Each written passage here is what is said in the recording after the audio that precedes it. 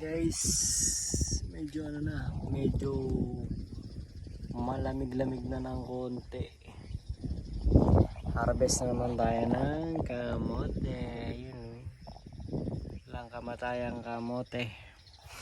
Ayan, papasok na ang winter season dito sa Japan. So bakbaan na naman tayo ng daikon o ng labanos. Hindi pa tayo fully healed, pero papasabak na tayo sa labanos. Ayan, inanin namin kamote araw-araw dito. Nagre-range ng nasa siguro 5 tonelada. Pinaka-max kasi na parang kung kukwentahin parang maabot kami ng 6 na tinulada, ganun. Pero minsan lang 4, 3 tinulada, ganun.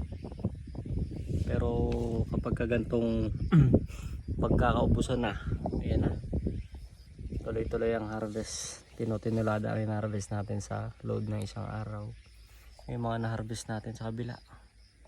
Yan, meron pa dun sa taas. Yan. So estimate lang natin na ang isang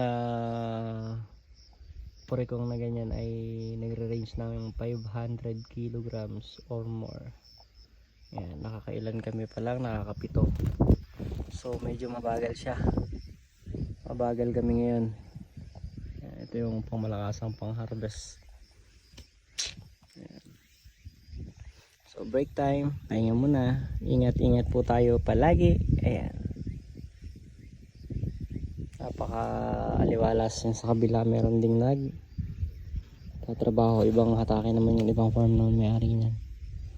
Ayan, no? So bye bye, ingat-ingat po palagi, lalo't pababago na ang panahon, magwe-winter na, so medyo malaking adjustment na naman sa katawan.